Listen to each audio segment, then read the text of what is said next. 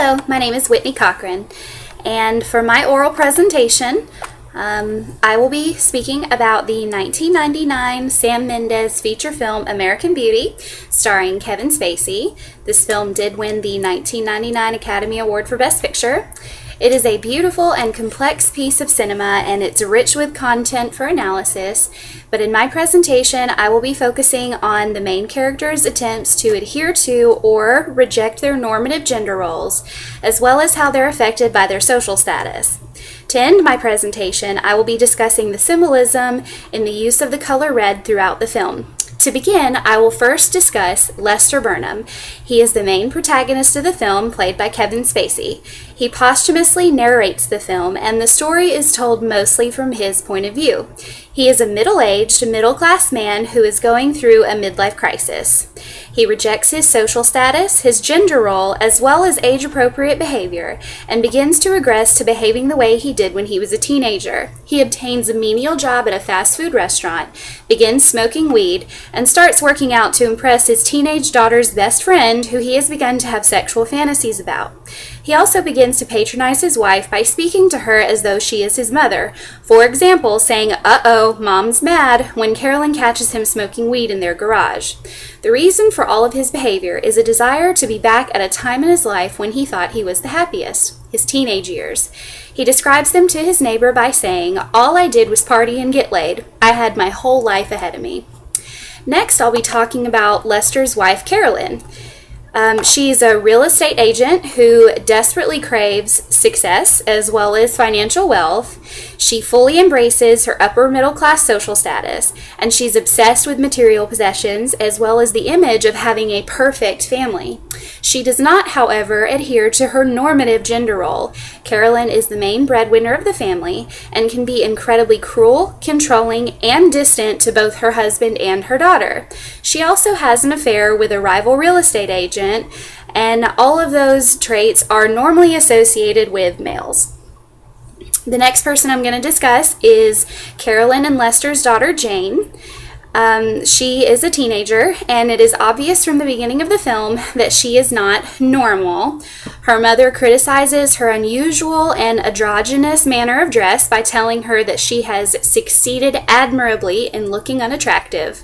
Despite being very different from her peers, Jane desperately wishes to conform to the more typical female beauty standard, and she is secretly saving up money to have a breast augmentation done.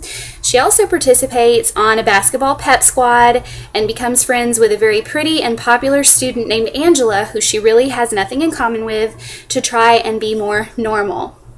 Speaking of Angela, Angela is Jane's friend and also the object of Lester Burnham's fantasies. She is presented as a Lolita-esque nymphomaniac who has endless stories regarding her sexual prowess and her sexual exploits. She is very aware that men find her attractive, and she uses this to her full advantage. Although Angela and Jane's friendship seems genuine at first, Angela's real objective is foreshadowed early in the film during a scene where Jane and Angela are sitting in Angela's car talking. The audience will note the use of the song "Use Me" by Bill Withers. It's playing in the background through Angela's car radio and contains the lyrics, "Keep on using me until you use me up." And Angela does use Jane, mostly to feel better about herself. Although Angela projects extreme confidence, she's actually one of the most insecure characters within the film. She has a real problem with Ricky and Jane's relationship because she is jealous that Ricky prefers Jane over her. And near the end of the film, when Angela is presented with the opportunity to have a sexual encounter with Lester, she then tearfully admits that she is in actuality a virgin, and she is very insecure and scared that she won't be good at sex.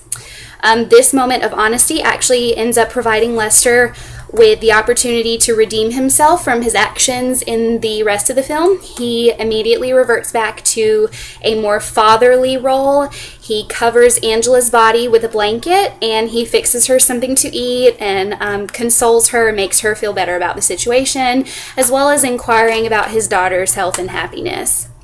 Next, I'll be talking about the Burnhams' next door neighbors, which is the Fitz family, that contains Ricky as well as his father, Colonel Fitz, and his mother, of course.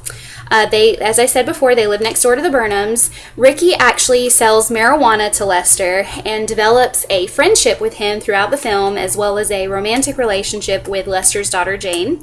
There are clear trust issues between Ricky and his father, who is a retired colonel from the military. Ricky seems to exhibit some stalker-like behavior. He films the Burnham family in secret and continues to do so after confronted by Jane early in the film. When Colonel Fitz misinterprets Ricky and Lester's relationship for a homosexual affair, he becomes enraged and physically attacks Ricky.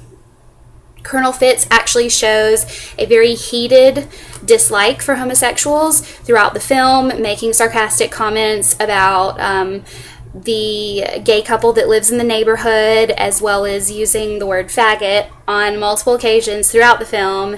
But it becomes clear in some of the later scenes that the reason he portrays his dislike of homosexuals this way is because he is actually repressing his own homosexuality.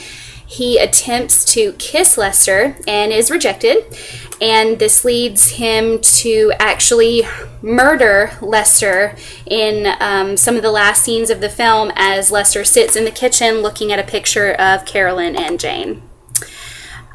Finally, I'm going to be discussing the use of a really important symbol in the film American Beauty, which is the color red. Red is something that's seen over and over throughout the film, and it is representative of the character's passions. For example, Carolyn obsessively tends to her garden of red roses in their front yard, and they seem to represent her passion for being able to control something. She tends to them and prunes them, and she also arranges and displays them in various places in their home. The man that she has an affair with, Buddy Kane, is a rival real estate agent, and his real estate signs are red as well. So there's definitely a sense that, Carolyn has a passion for him, obviously, as they carry on a sexual affair. We see red in all of Lester's fantasies about Angela.